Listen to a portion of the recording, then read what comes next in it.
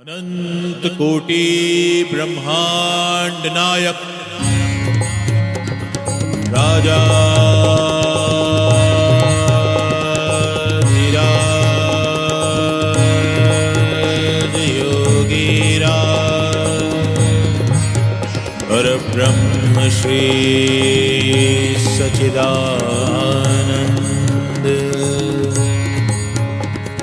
सद्गुरु श्री साईनाथ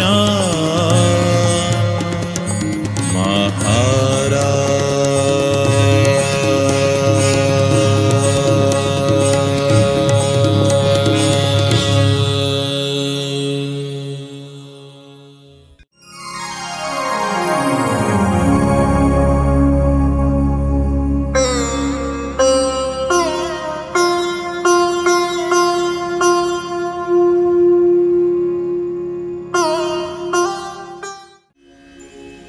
एक अनूठा आयोजन शिरडी में होना प्रारंभ हुआ। 1887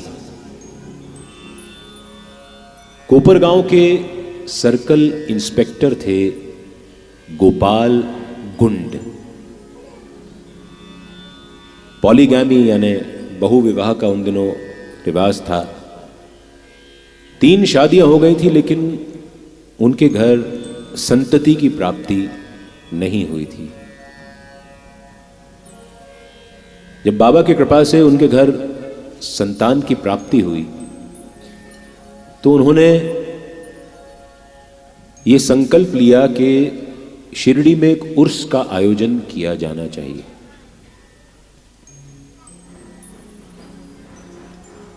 उर्स यानी किसी भी मुसलमान सूफी संत फकीर के गुजरने के बाद उसकी पुण्यतिथि को जो कार्यक्रम आयोजित होता है वो उर्स कहलाता है। तो इस लिहाज से देखा जाए तो साईं बाबा पूरी धरा पर शायद एकमात्र ऐसे अनूठे संत थे जिनका उर्स उनके जीते जी मनाया जाना शुरू हुआ। बाबा से इजाजत मांगने गए, बाबा ने इजाजत दे दी, लेकिन शिरडी का जो पटवारी था उसको यह बात गवारा न थी कि वहां पर इस प्रकार का कोई आयोजन हो, क्योंकि हैजा बड़े सामान्यतः बड़े आसानी से फैल जाता था और जब इतने सारे लोग उर्स होगा तो लोग आएंगे और लोग आएंगे तो हैजा फैलने की संभावना बढ़ जाती है, आशंका बढ़ जाती है।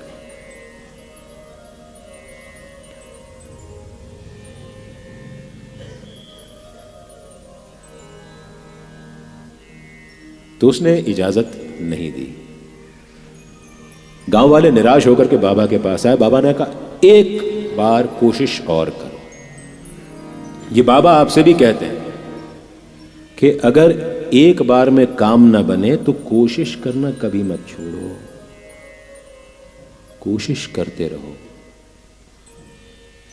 क्योंकि कोशिशें कामयाब होती हैं। शिरडी वालों ने कोशिश की, एक और दफे कोशिश की। अब की बार बाबा की लीला थी, इजाजत मिली और इजाजत मिली उस दिन जिस दिन राम नवमी हुआ करती। लेकिन राम नवमी उत्सव तब तक नहीं शुरू हुआ मनाना। 1897 में उर्स का कार्यक्रम शुरू हुआ। शिरडी में 2 ही कुएं होते थे। एक कुएं में पानी बहुत कम था और एक कुआं इतने लोगों के लिए काफी ना होता। ये जान करके श्यामा ने और तात्या ने कोशिश की और पास के गांव से बैलगाड़ी में बड़े बड़े कनस्तरों में भर करके पानी की व्यवस्था की गई। तंबू लगाए गए, नर्तक आते, कुश्ती होती, दंगल होते, कव्वाल आते, कव्वालियां गाते। एक पल में, एक पल में, एक पल में खजाना ये बन जाएगी, मेरी झोली पे साई नजर डाल दो। एक पल में खजाना ये बन जाएगी, मेरी झोली पे साई नजर डाल दो। एक पल में खजाना ये बन जाएगी, मेरी झोली पे साई नजर डाल दो। मेरी किस्मत के तारे चमक जाएंगे, मेरी किस्मत के तारे चमक जाएंगे। साई अपना जरा सा असर डाल दो। साई अपना जरा सा असर डाल दो। साई अपना जरा सा असर डाल दो। साई अपना जरा सा असर डाल दो। एक पल में, एक पल में, एक पल में खजाना ये बन जाएगी, मेरी झोली पे साई नजर डाल दो। एक पल में खजाना ये बन जाएगी, मेरी झोली पे साई नजर डाल दो।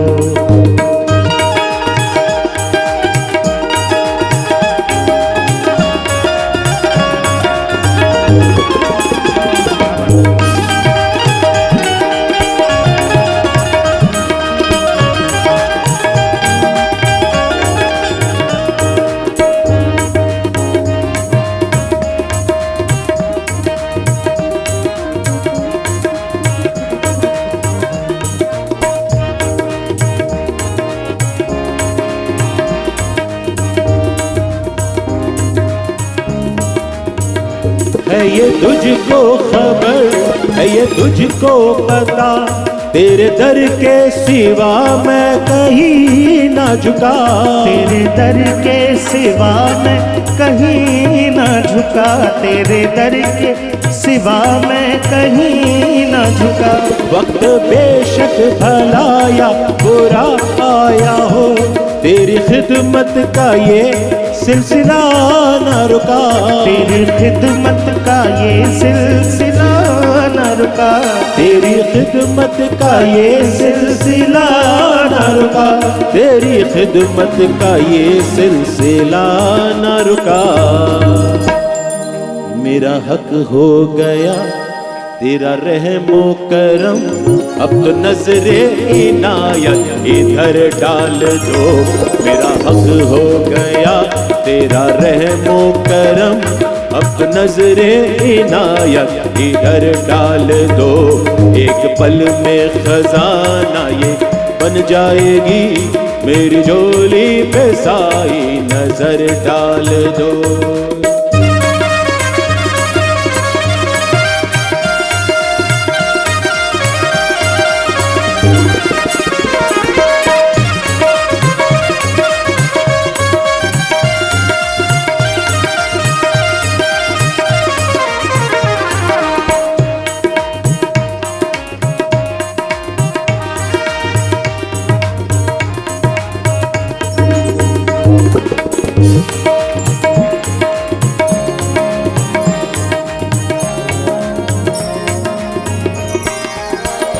है ये मुझको यकीन जानता है जहां, तू ही सुनता है पल में दिलों की सदा। तू ही सुनता है पल में दिलों की सदा। तू ही सुनता है पल में दिलों की सदा। तेरा दर है ठिकाना सभी के लिए, सबकी मंजिल तू रास्ता भले हो जुदा। सबकी मंजिल तू रास्ता भले हो जुदा। सबकी मंजिल तू रास्ता भले हो जुदा। सबकी मंजिल तू रास्ता भले हो जुदा। रात काटी है, रात काटी है, रात काटी है मैंने दुखों से भरी, मेरी झोली में साई सुबह डाल दो। रात रात काटी है मैंने दुखों से भरी, मेरी झोली में साई सुबह डाल दो, एक पल में खजाना ये बन जाएगी, मेरी झोली पे साई नजर डाल दो।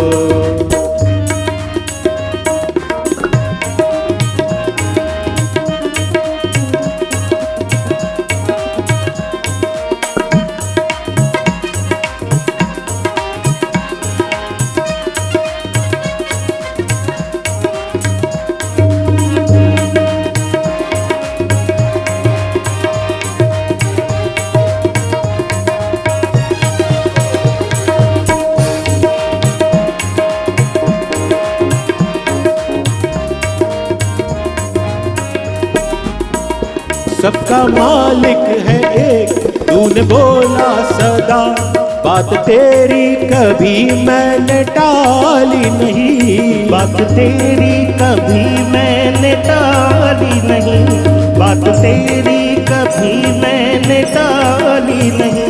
मेरे साई हो तुम, मेरे बाबा हो तुम, तेरे दर से मैं लौटूंगा खाली नहीं, तेरे दर से मैं लौटूंगा खाली नहीं, तेरे दर से मैं लौटूंगा खाली नहीं, तेरे दर से मैं लौटूंगा खाली नहीं। मेरी किस्मत का, मेरी किस्मत का, मेरी किस्मत का गुलशन महक जाएगा, साईं अपनी महक का इतर डाल दो, मेरी किस्मत का गुलशन महक जाएगा, साईं अपनी महक का इतर डाल दो, एक पल में खजाना ये बन जाएगी, मेरी झोली पे साईं नजर डाल दो, एक पल में खजाना ये बन जाएगी, मेरी झोली पे साईं नजर डाल दो। मेरी किस्मत के तारे चमक जाएंगे, मेरी किस्मत के तारे चमक जाएंगे, मेरी किस्मत के तारे चमक जाएंगे, मेरी किस्मत के तारे चमक जाएंगे, साईं अपना जरा सा असर डाल दो, साईं अपना जरा सा असर डाल दो, साईं अपना जरा सा असर डाल दो, साईं अपना जरा सा असर डाल दो। एक पल में, एक पल में, एक पल में खजाना बन जाएगी, मेरी झोली पे साईं नजर डाल दो। साईनाथ महाराज की जय। तो हर साल उर्स होता, कुछ 100 से कुछ हजार और कुछ हजारों से कई सारे हजार लोग आना शुरू हो गए, और हर साल ये उर्स रामनवमी के दिन ही भरता। और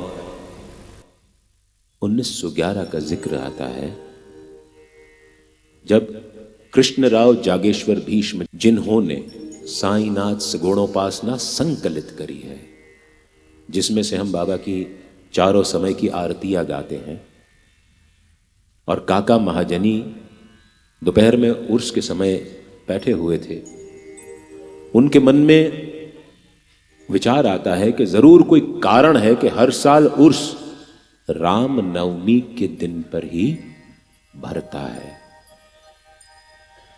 बाबा की इसमें जरूर कोई अद्भुत लीला है। चलो हम बाबा के पास चलते हैं और बाबा से आज्ञा मानते हैं कि क्यों ना उर्स के साथ साथ हम रामनवमी का त्योहार भी मनाएं। दोनों बाबा के पास गए। बाबा ने उनके आते ही जरा सख्त लहजे में पूछा, क्यों क्या चल रहा है तुम दोनों के बीच? सुनते ही काका महाजनी तो बेचारे बाबा का गुस्सा जानते थे। उन्होंने कुछ नहीं, ये कृष्ण आपसे कुछ कहना चाहते हैं। कृष्णराव जागेश्वर भीष्म सक पकाते हुए कृष्णराव जागेश्वर भीष्म ने बाबा से निवेदन किया कि बाबा, हम चाहते हैं कि उर्स के साथ साथ रामनवमी का त्योहार भी मनाया जाए, और मेरे पास मेरी स्वरचित राम जन्ममाला उपस्थित है। यदि आप आज्ञा देंगे तो मैं वो गा दूंगा। बाबा ने कहा, इतनी सी बात थी, बिल्कुल उर्स के साथ रामनवमी का त्योहार मनाया जाएगा। रामनवमी दूसरे दिन थी। राधा कृष्ण माई ने पंजीरी की व्यवस्था करी। उन्होंने लाकर के एक पालना मस्जिद में रख दिया। पालना देख करके लोगों को लगा कहीं बाबा नाराज ना हो जाएं, और वो पालना हटाने को हुए।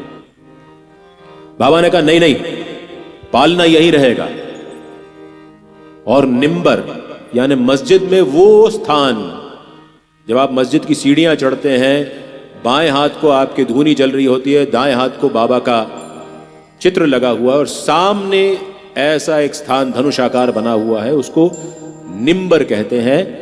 बाबा कहते थे, हे अल्लाह मियाँचा स्थान आहे, यानी ये अल्लाह मियाँ का स्थान है। वहां पर दोनों तरफ दीपक जलते हैं, और आज भी मालाएं टंगी रहती हैं वहां पर। और अक्सर शिरडी से ऐसी खबरें आती रहती हैं कि उस स्थान पर निंबर में बाबा ने भक्तों को दर्शन दिए, वो स्थान है। वहां भी आज त्रिपुंड लगाया जाता है। तो बाबा ने उस निंबर पर लटकी हुई 2 मालाएं मंगाई, एक काका महाजनी के गले में डाल दी, और एक कृष्णराव जागेश्वर भीष्म के गले में डाल दी। और कृष्णराव जागेश्वर भीष्म ने राम जन्ममाला गाना प्रारंभ कर दिया। भय प्रकट कृपाला दीन दयाला कौशल्या हितकारी, हर्षित महतारी मुनि मनहारी, अद्भुत रूप विचारी, लोचन अभिरामा तनु घन श्यामा, निज आयुध भुज चारी, भूषण बनमाला नयन विशाला, शोभा सिंधु करारी, कई दूर कर जोरी स्तुति तोरी, कही विधि करो अनंता, माया गुण गानातीत अमाना, वेद पुराण। राम जन्म हो रहा है, करुणा सुख रामचंद्र का आगमन हो रहा है। सब गुण आगर जही गावहि, इस देश में भी आगमन हो रहा है रामचंद्र भगवान का। अगले महीने अयोध्या में राम मंदिर बन करके तैयार हो जाएगा। ब्रह्मांड निकाया निर्मित माया, रोम रोम बोलो सियावर रामचंद्र की, रामचंद्र की, रामचंद्र की। धीर मति धीर उपजा जब ज्ञाना, प्रभु मुस्काना, चरित विधि बदबीन कहे, यह कथा सुनाई मात बुझाई, जही प्रकार सुत प्रेम लय, माता पुनि बोली सोमति डोली, तजहु तात यह रूपा, कीजे सुनीला अति प्रिय शीला, यह सुख परम अनूप। और ये राम जन्म आख्यान चल रहा था कि बाबा की आंखों में फूल और गुलाल पड़ गया। बाबा गुस्सा करने लगे। लोगों को लगने लगा कि अब शायद ये उत्सव रुक जाएगा, लेकिन जो बाबा को जानते थे वो जानते थे कि राम जन्म हो रहा है। अहंकार का नाश करने के लिए बाबा ने हुकार भरी है। अद्भुत रूप विधाता। अपने मन की कुवृत्तियों का नाश करने के लिए बाबा ने हुंकार भरी है। दीन दयाला और राम जन्मोत्सव चलता रहा निर्विघ्न रूप से। बाबा भी शांत होकर के बैठ गए और पालने में रामलला को झुलाने लगे। और राम जन्म संपन्न हुआ, रामचंद्र भगवान का आगमन हो गया। पूरा शिरडी उल्लसित था। तब भक्तों ने मस्जिद से पालना हटाने की आज्ञा मांगी। बाबा ने कहा नहीं, रुको, पालना हटेगा नहीं। पालना तो गोपाल काला के बाद हटेगा। गोपाल काला यानी एक हांडी लटकाई जाती है जिसके अंदर दही पोहा, दही चावल रहता है, और भगवान के जन्म के बाद उसको सांकेतिक रूप से तोड़ा जाता है और उससे निकलने वाला प्रसाद भक्तों में बांटा जाता है। तो दूसरे दिन मस्जिद की छत पर मटकी लटकाई गई और गोपाल काला उत्सव मनाया गया। इस तरह शिरडी में रामनवमी उत्सव मनाया जाना प्रारंभ हुआ। साईं के हाथों ये कार्य संपन्न हुआ। जन्म सफल होगा रे बंदे, मन में राम बसा ले, मन में राम बसा ले। जन्म सफल होगा रे बंदे, मन में राम बसा ले, मन में राम बसा ले। राम नाम के मोती को सांसों की माला बना ले, मन में राम बसा ले। बोलो राम जय जय राम, बोलो राम साई राम, साई राम, साई राम। बोलो राम जय जय राम, बोलो राम साई राम, साई राम, साई राम। राम पतित पावन करुणा कर और सदा सुख दाता। बोलो राम जय जय राम, बोलो राम। हे राम पतित पावन करुणा कर और सदा सुखदाता। सहस सुहावन अति मन भावन, राम की माला सजा ले, मन में राम बसा ले।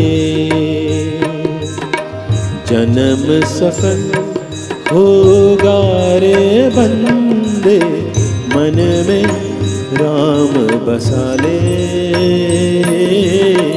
मन में राम बसा ले।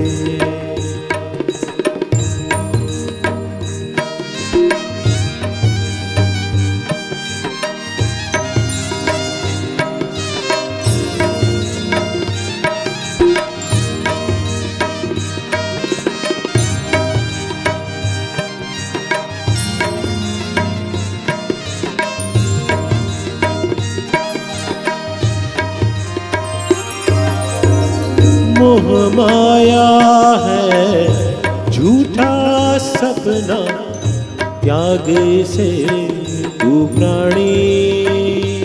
बोलो राम जय जय राम, बोलो राम। ओ मोह माया है झूठा सपना, त्याग से तू प्राणी।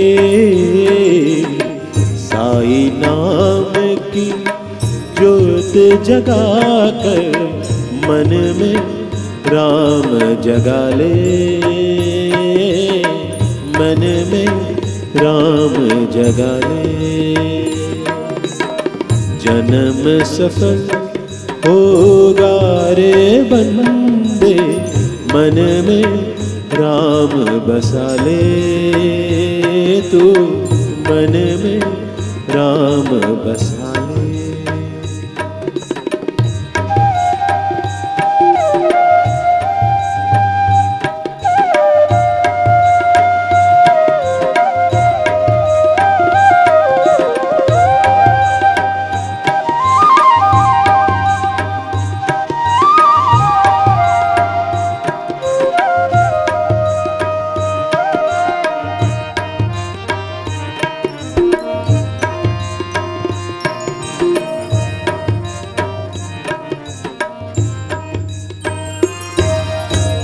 राम भजन में डूब के अपनी निर्मल कर ले काया। बोलो राम जय जय राम, बोलो राम। राम भजन में डूब के अपनी निर्मल कर ले काया। राम नाम से लौ को लगा कर सोते भाग्य जगा ले तू, मन में राम बसा ले। जन्म सफल होगा रे बंदे, मन में राम बसा ले, मन में राम बसा ले। बोलो राम जय जय राम, बोलो राम, बोलो राम जय जय राम, बोलो राम। जप लो नाम साई नाम, साई नाम, साई राम, साई राम, साई राम। बोलो राम जय जय राम, बोलो राम। साई राम, साई राम, साई राम। बोलो राम जय जय राम, जय जय राम। साई राम, साई राम, साई राम। साई राम, साई राम, साई राम। साई राम, साई राम, साई राम। जन्म सफल होगा रे बंदे, मन में राम बसा ले, मन में राम बसा ले। राम राज्य तब तक नहीं आएगा जब तक हम अपने मन के भीतर राम को जागृत नहीं करते। राम को जागृत करने का मतलब माता पिता की आज्ञा का पालन करना। राम राज्य का मतलब अपने भाइयों से प्रेम रखना। राम राज्य का मतलब रोम रोम में ईमानदारी। राम राज्य का मतलब त्याग के लिए तैयार रहना। राम राज्य का मतलब दुष्टों का संहार करना। राम राज्य का मतलब सहिष्णुता, सहृदयता, सरलता। समय गुजरता जा रहा था, इसी तरह मौज मस्ती में साईं के साथ शिरडी का स्पंदन जुड़ गया था। हर श्वास में साईं, हर गली में साईं, हर जन में साईं, हर मन में साईं। लेकिन समय की अपनी धार होती है, जो आया है सो जाएगा। एक बार साईं बाबा लिंडी बाग सैर को गए थे। यहां पीछे सफाई करते समय उनके सेवक माधव फासले के हाथ से एक ईंट छिटक करके गिर पड़ी, 2 टुकड़ों में टूट गई। वो ईंट जिस पर साईं बाबा दिन भर बैठा करते थे, रात को सोते तो अपना सिर उस पर रख करके सोते। शिरडी में जब से वो आए थे तब से लोगों ने उनका और ईंट का ये साथ हमेशा देखा था। सैर पर से बाबा वापस आए, उस ईंट को 2 टुकड़ों में देख करके खुद भी भंग हो गए। मेरी जीवन संगिनी चली गई, अब मैं जीकर क्या करूंगा। इसने मेरा हमेशा साथ निभाया, इसके बिना मैं कैसे जी पाऊंगा। काका साहब दीक्षित उनके साथ थे। काका साहब ने कहा, बाबा आप एक अदना सा ईंट के पीछे इतना रुदन क्यों करते हो, हम इसको जुड़वा देंगे, सोने के तार से जुड़वा देंगे, बाबा आप रुदन मत करो। बाबा ने कहा, काका तू इस ईंट का मूल्य नहीं जानता। बात आई गई हो गई। 1916 का दशहरा आया। उस दिन बाबा की पालकी निकलनी थी। बाबा ने एक रात छोड़ करके मस्जिद माई से चावड़ी में सोने का क्रम बना लिया था 9 दिसंबर 1910 से। धीरे धीरे इसने पालकी समारोह की शक्ल अख्तियार कर ली। 1916 में दशहरे के दिन पालकी की तैयारियां चल रही थी। तब अचानक बाबा अपने स्थान पर खड़े हो गए। उनकी आंखें जलते हुए धधकते हुए कोयले के समान थी। उन्होंने अपने शरीर पर से कफनी निकाली और धधकते हुए धूनी में फेंक दी। लो देख लो, लो देख लो, मैं हिंदू हूं या मुसलमान।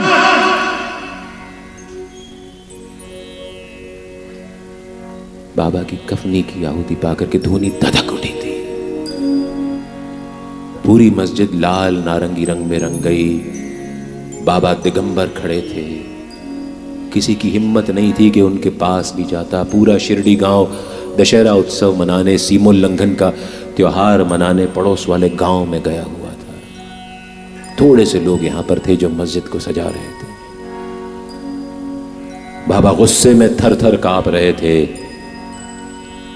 कोई उनके पास जाने को तैयार नहीं था। लोगों को लगा कि शायद आज पालकी समारोह निरस्त करना पड़ेगा।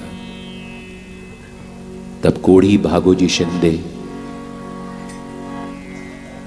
उनको हिम्मत आई। उन्होंने बाबा के सामान में से एक नई कफनी उठाई, बाबा को पहनाई। बाबा अपने आसन पर बैठ गए। उसी रात एक और अनूठी बात हुई। शिरडी गांव का रामचंद्र पाटिल 9 दिन से बुखार में तप रहा था। उसके बचने की कोई उम्मीद नहीं थी। लोगों ने सारे वैद्य हकीमों को दिखा लिया था, लेकिन कोई फायदा ना था। डॉक्टरों ने भी कह दिया था कि अब ये जिएगा नहीं, मर जाएगा। वो बेसुध लेटा हुआ है, उसकी आंखें बंद है।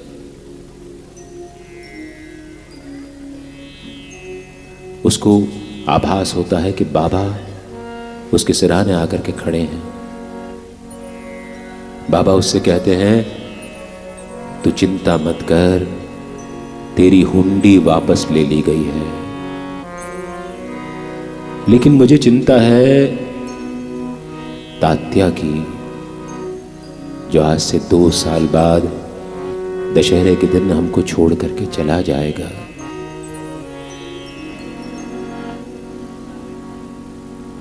रामचंद्र पाटिल नींद में ही बेहोशी की हालत में पसीने से तरबतर होकर के उठता है, देखता है बाबा वहां पर है ही नहीं। लेकिन वो पसीना जो उसको आया था उससे उसका 9 दिन से ना उतरने वाला बुखार उतर गया था। उसे बाबा की बातें याद आ रही थी कि तेरी हुंडी वापस ले ली गई है। उसको ये भी याद था कि बाबा ने कहा कि मुझे चिंता है तात्या की, जो 2 साल बाद हमको छोड़ करके चला जाएगा।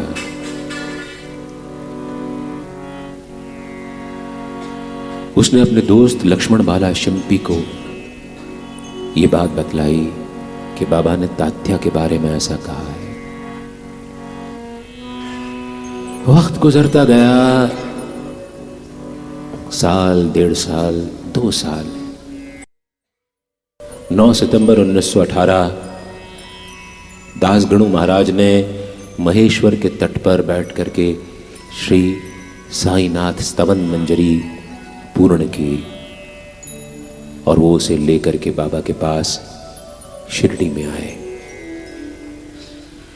बाबा ने स्तवन मंजरी को हाथ लगाया और कहा कि ये पुस्तक अमृत फलदायक है।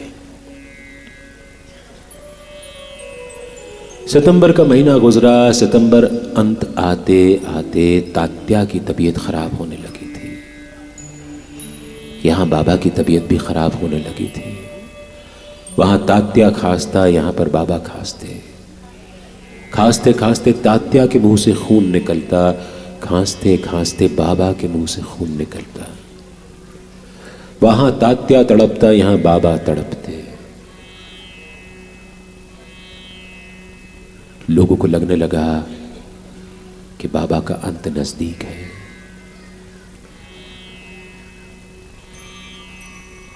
अहमदनगर के बन्ने मियाँ फकीर के पास बाबा ने बड़े बाबा के बेटे को, जो मनमाड़ के फकीर थे, उनको बुलावा भेजा और कहा ये ले पैसे और ये हार, अहमदनगर के बन्ने मियाँ फकीर को दे के कहना कि 90 महीने के 90 दिन अल्लाह मियाँ अपनी रोशनी को वापस ले लेंगे। और उनसे कहना कि इन पैसों से मौलू कर दे। सूफी संतों में जब कोई संत प्राण त्यागता है और उसके पीछे जो मृत्यु भोज होता है उसको मौलू कहा जाता है। बन्ने मियाँ फकीर से कहना कि इससे मौलू कर ले, इन पैसों से।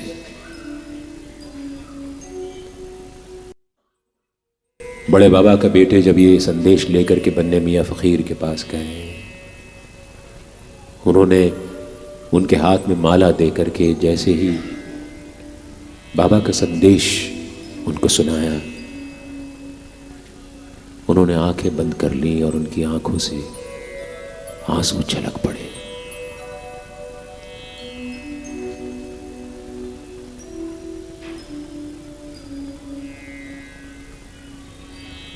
बाबा ने श्री वजह को कहा कि मुझे राम विजय पढ़ करके सुनाओ। 1 सप्ताह तक श्रीमान वजह ने बाबा को राम विजय दिन रात पढ़ करके सुनाई।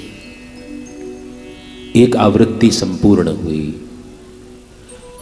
वो उठने को हुए, बाबा ने कहा नहीं, बैठ तू, फिर पढ़ना शुरू कर। उन्होंने पढ़ते पढ़ते 3 दिन और निकाले। दशहरा आ गया, 15 अक्टूबर 1918 का दिन। आज भी मंगलवार है, तब भी मंगलवार था। सवेरे की आरती हुई, बापू साहब जोग ने बाबा की आरती की। बाबा अपने आसन पर निढाल थे। पूरी आरती के दौरान उन्होंने आंखें भी न खोली। आरती खत्म हुई, बाबा के हाथ से ऊदी को छुआ करके भक्तों ने वहां पर मौजूद दूसरों भक्तों को ऊदी और प्रसाद दिया। बाबा की हालत देख करके कोई वहां से जाने को तैयार नहीं था। न जाने कब क्या हो जाए। तब न जाने कहां से बाबा में शक्ति आई। वहां मौजूद लोगों से बाबा ने कहा, निकलो यहां से, जाओ यहां से जाओ, मुझे अकेला छोड़ दो। फिर भी 6 लोग वहां रुक गए। चंद्राबाई बोरकर, लक्ष्मीबाई शिंदे, नना साहब निमोणकर, भागोजी शिंदे, बयाजी अप्पा कोते पाटिल और मस्जिद की सीढ़ियों पर अपनी पगड़ी को ढीला करके बैठे श्यामा।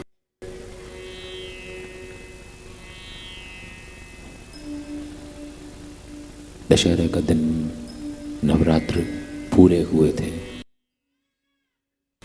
लक्ष्मीबाई शिंदे जो कि बाईजा माई के बाद और राधा कृष्ण माई के बाद बाबा को रोज भोजन कराती, उनको बाबा ने अपने पास बुलाया और अपनी कफनी की जेब में हाथ डाल करके पहले 5 और बाद में 4 सिक्के लक्ष्मी के हाथ में रखते हुए बोले, लक्ष्मी तूने अपने साईं की बहुत सेवा की है, ले तेरा साईं तुझे कुछ लौटाना चाहता है। ये कह करके बाबा ने वो 9 सिक्के लक्ष्मी के हाथ में रख दिए। वो 9 सिक्के शक्ति के 9 स्वरूप के प्रतीक हैं, भक्ति के 9 प्रकार के प्रतीक हैं, या भक्तों के 9 गुणों के प्रतीक हैं, ये किसी को नहीं पता। लेकिन वो सिक्के अमूल्य हैं। ये कहकर बाबा ने बयाजी को अपने पास बुलाया। बाबा दीवार से टिक नहीं पा रहे थे तो बयाजी ने आकर के बाबा की पीठ को सहारा दिया। बयाजी अप्पा के घर से बाबा रोज भिक्षा मांगते थे और बयाजी को पहलवानी का शौक था, कुश्ती का शौक था। बाबा को भी कुश्ती का शौक था। जब मिट्टी के अखाड़े में दोनों कुश्ती करते तो बयाजी अक्सर बाबा को पटकनी दे दिया करते थे। उसके मन में यह भाव पैदा हो गया था कि साईं तो हल्के फुल्के हैं, इनको मैं कभी भी मात दे सकता हूं। जिस दिन उसने ये सोचा उस दिन वो साईं को रत्ती भर भी हिला ना पाए। अहंकार नहीं करना चाहिए, कितनी ही शक्ति हमारे अंदर हो। हर अहंकारी का सिर कभी न कभी नीचा होता है। बयाजी के गोद का सहारा लेकर के बाबा ने पीठ टिका दी। बयाजी से बोले, मुझे वाड़े में ले चलो, मुझे यहां अच्छा नहीं लगता। कौन सा वाड़ा? वो वाड़ा जो बाबा ने स्वयं श्यामा को और नागपुर के बाबू साहेब बूटी को एक ही समय पर स्वप्न में आकर के कहा था कि शिरडी में एक वाड़ा बनवाओ, यहां पर मैं रह करके अपने भक्तों की इच्छाएं पूरी करूंगा। तो नागपुर के करोड़पति सेठ बाबू साहेब बूटी ने और श्यामा ने बाबा के पास जाकर के इस स्वप्न का अर्थ पूछा। तो बाबा ने कहा, मैंने कहा ना एक वाड़ा बनवाओ, यहां पर मैं रहूंगा, मेरे इर्द गिर्द बहुत सारे ब्राह्मण रहेंगे और यहीं पर हम बैठ करके मौज करेंगे और यहीं से मैं अपने भक्तों की इच्छाएं पूरी करूंगा। तब बाबू साहब बूटी ने मस्जिद के पीछे वाली जमीन मोल ले ली, जहां पर बाबा बागवानी किया करते थे, और वहां पर वाड़ा बनवाना प्रारंभ कर दिया। श्यामा ने बाबा के हाथ से तब एक नारियल लेकर के छुआ करके विधिवत फोड़ करके वाड़े का निर्माण प्रारंभ करवाया। बाबा ने भैया जी से कहा, मुझे यहां अच्छा नहीं लगता, मुझे वाड़े में ले चलो। ये कह करके बाबा की गर्दन एक तरफ लुढ़क गई। भैया जी ने आवाज दी नाना साहब को, नाना।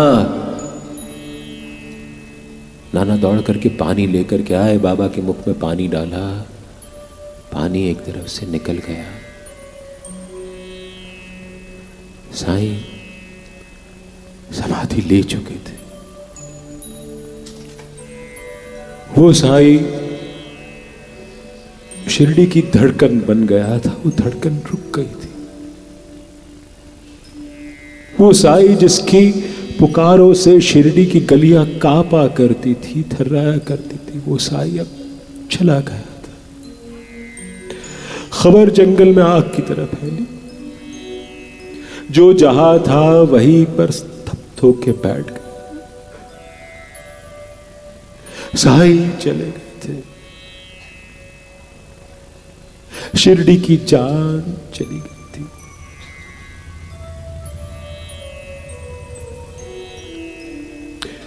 लोगों को समझ में नहीं आ रहा था अब हम कैसे जिएंगे, कैसे शिरडी होगी वैसी की वैसी।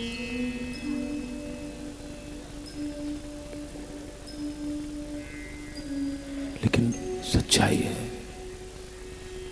साईं समाधि ले चुके थे।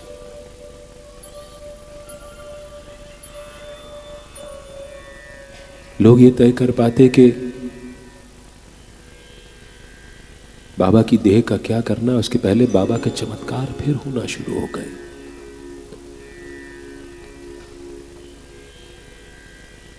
बाबा ने पंढरपुर में दास गणु महाराज को स्वप्न देकर के कहा कि मस्जिद की दीवार भर भरा के गिर गई है, आ और आके मुझे फूल चढ़ा। शिरडी गांव के पुरोहित को, लक्ष्मण मामा को, लक्ष्मण देशपांडे को बाबा ने स्वप्न दे करके कहा कि जोग समझता है मैं मर गया वो आरती नहीं करेगा, तू जा और मेरी आरती कर। लक्ष्मण मामा सवेरे सवेरे आरती का सामान लेकर के आए। बाबा के चेहरे पर से चादर हटाई, उनका चेहरा पहले की तरह दमक रहा था। बाबा के आदेश के मुताबिक उन्होंने आरती की। लोगों में मतभेद हो गए कि बाबा की देह का क्या किया जाए। मुसलमान चाहते थे कि उनकी कब्र बना दी जाए, हिंदू चाहते थे कि उनका दाह संस्कार किया जाए। लेकिन तब रामचंद्र पाटिल, जिसको बाबा ने बुखार से उठाया था, उसने कहा कि बाबा की आज्ञा थी अंतिम समय कि मुझे वाड़े में ले चलो, तो बाबा को समाधि दी जाए। मत विभाजन हुआ, पाया गया कि बाबू साहब बूटी द्वारा बनाए जाने वाले वाड़े में बाबा को समाधि दी जाए। बाबा का एक और चमत्कार, कोई उनकी देह छोड़ने के 36 घंटे बाद जब उनका अंतिम स्नान करने के लिए उनके शरीर में से कफनी निकालने की बारी आई तो आमतौर पे मृतदेह 1.5 से 2 घंटे के बीच अकड़ने लगती है। राइगर मोर्टाइस जिसको हम कहते हैं वो सेट इन कर जाता है। लेकिन बाबा की देह 36 घंटे बाद भी लचीली बनी हुई थी। उनको नई कफनी पहनाने के लिए जब पुरानी कफनी निकाली गई तो बिना फाड़े निकालनी रही। बाबा की समाधि की यात्रा निकली और बाबा को उस वाड़े में समाधि दी गई जिसको बापू साहेब बूटी ने उस जमाने में 1 लाख रुपए खर्च करके बनवाया था। वाड़े के बीचों बीच चबूतरा बनना था जिस पर मुरलीधर की मूर्ति स्थापित होनी थी। वो मूर्ति आज शिरडी में म्यूजियम में रखी हुई है और साईं उस चबूतरे के अंदर समाधिस्थ हुए। उनके साथ उनकी टोपी, उनका सटका, उनकी झोली, सुई धागा, क्योंकि बाबा अपने फटे कपड़े खुद सिलते थे, और वो ईंट जो 2 टुकड़ों में हो गई थी उसको सोने के तार से जुड़वा करके बाबा के साथ समाधि में रखी गई। आखिरी समय में जब उनकी कफनी निकाली गई तो उसकी जेब में से 16 रुपए निकले, और जब बाबा की अंतिम यात्रा और उनकी 13वीं के भोज का हिसाब जोड़ा गया तो कुल 16 रुपए खर्च हुए थे। वो फकीर अपने अंतिम समय की व्यवस्था भी खुद करके गया था। आज भी साईं हमारे बीच नहीं है, मगर उनके गाए हुए उनके 11 वचन आज भी हम सबको उनके होने का एहसास कराते हैं। हम सब भी मिलकर के बाबा के उन 11 वचनों को दोहराएंगे और साईं के प्रत्यक्ष होने का प्रमाण अपने मन में स्थापित करेंगे।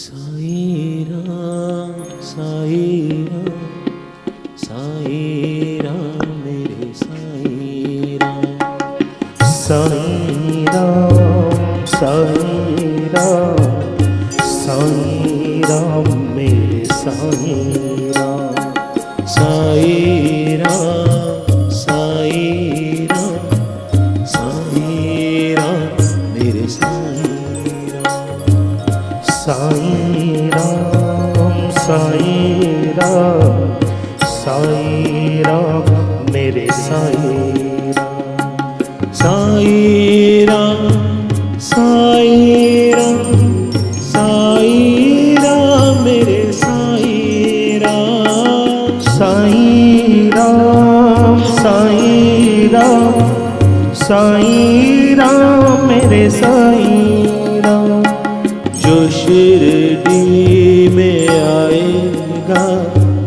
आपद दूर भगाएगा, जो शिरडी में आएगा आपद दूर भगाएगा, जो शिरडी में आएगा आपद दूर भगाएगा, जो शिरडी में आएगा आपद दूर भगाएगा, चढ़े समाधि की सीढ़ी पर पैर तले दुख की पीढ़ी कर, चढ़े समाधि की सीढ़ी पर पैर तले दुख की पीढ़ी कर, चढ़े समाधि पैर तले दुख की पीढ़ी कर, चढ़े समाधि की सीढ़ी पर, पैर तले दुख की पीढ़ी कर। त्याग शरीर चला जाऊंगा, भक्त हेतु दौड़ा आऊंगा। त्याग शरीर चला जाऊंगा, भक्त हेतु दौड़ा आऊंगा। त्याग शरीर चला जाऊंगा, भक्त हेतु दौड़ा आऊंगा। त्याग शरीर चला जाऊंगा, भक्त हेतु दौड़ा आऊंगा। मन में रखना दृढ़ विश्वास, करे समाधि पूरी आस। मन में रखना दृढ़ विश्वास, करे समाधि पूरी आस। मन में रखना दृढ़ विश्वास, करे समाधि पूरी आस। मन में रखना दृढ़ विश्वास, करे समाधि पूरी आस। मुझे सदा जीवित ही जानो, अनुभव करो सत्य पहचानो। मुझे सदा जीवित ही जानो, अनुभव करो सत्य पहचानो। मुझे सदा जीवित ही जानो, अनुभव करो सत्य पहचानो। मुझे सदा जीवित ही जानो, अनुभव करो सत्य पहचानो। मेरी शरण खाली जाए, हो तो कोई मुझे बताए। मेरी शरण खाली जाए, हो तो कोई मुझे बताए। मेरी शरण खाली जाए, हो तो कोई मुझे बताए। मेरी शरण खाली जाए, हो तो कोई मुझे बताए। जैसा भाव रहा जिस जन का, वैसा रूप हुआ मेरे मन का। जैसा भाव रहा जिस जन का, वैसा रूप हुआ मेरे मन का। जैसा भाव रहा जिस जन का, वैसा रूप हुआ मेरे मन का। जैसा भाव रहा जिस जन का, वैसा रूप हुआ मेरे मन का। भार तुम्हारा मुझ पर होगा, वचन न मेरा झूठा होगा। भार तुम्हारा मुझ पर होगा, वचन न मेरा झूठा होगा। भार तुम्हारा मुझ पर होगा, वचन न मेरा झूठा होगा। भार तुम्हारा मुझ पर होगा, वचन न मेरा झूठा होगा। असहायता लो भरपूर, जो मांगा नहीं है दूर। असहायता लो भरपूर, जो मांगा नहीं है दूर। असहायता लो भरपूर, जो मांगा वो नहीं है दूर। असहायता लो भरपूर, जो मांगा नहीं है दूर। मुझ में लीन वचन मन काया, उसका ऋण न कभी चुकाया। मुझ में लीन वचन मन काया, उसका ऋण न कभी चुकाया।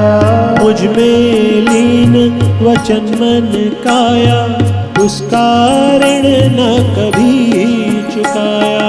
मुझ में लीन वचन मन काया, उसका ऋण ना कभी चुकाया।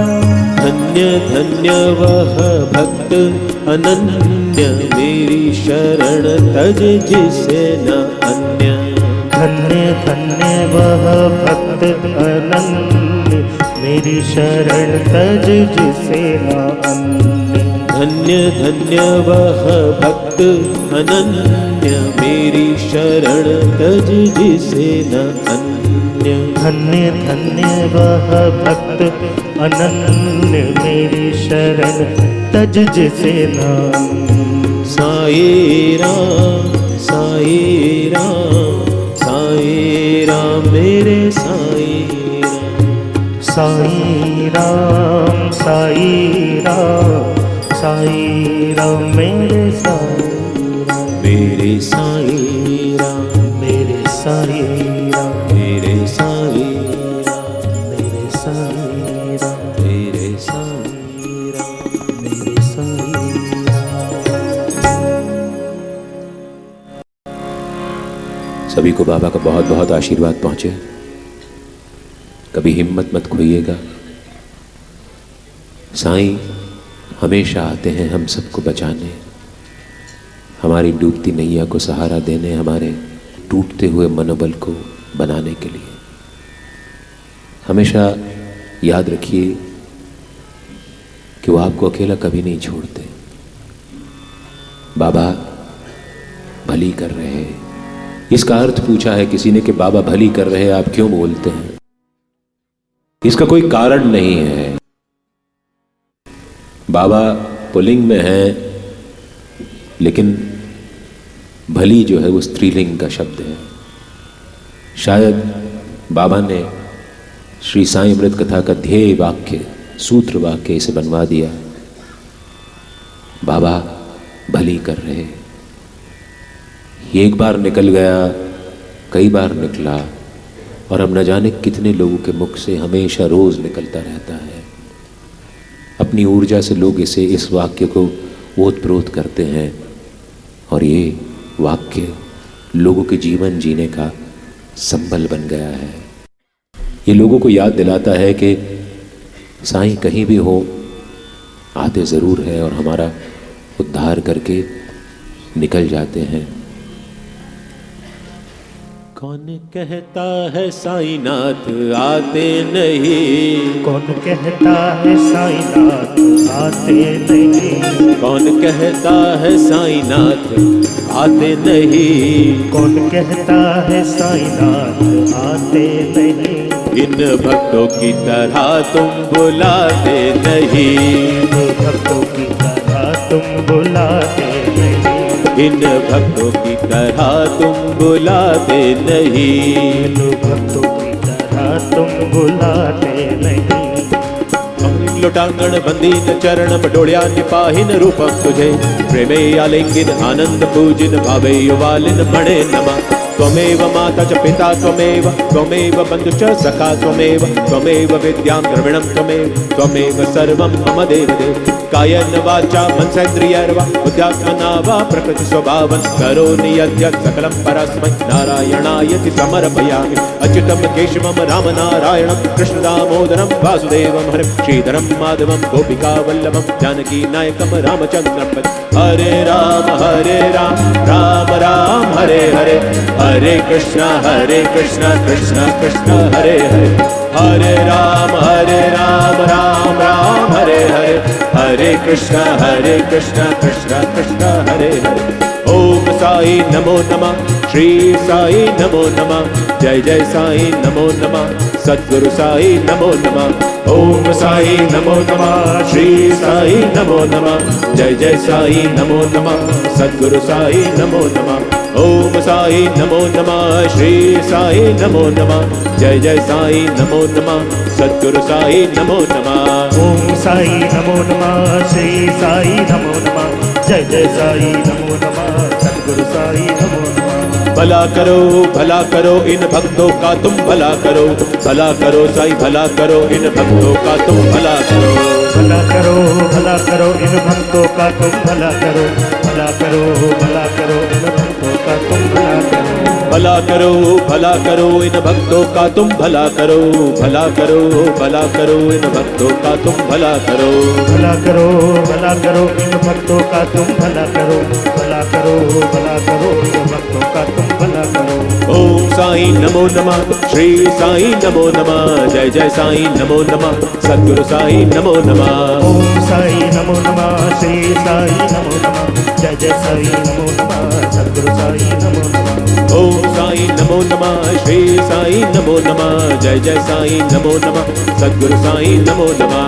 ओम साईं नमो नमः, श्री साईं नमो नमः, सद्गुरु साईं नमो नमः।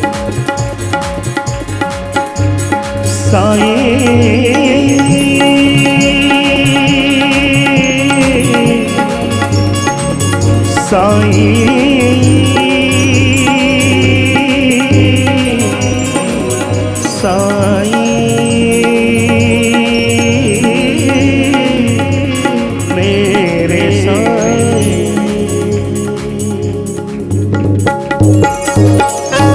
एक पल में खजाना ये बन जाएगी, मेरी झोली पे साईं नजर डाल दो।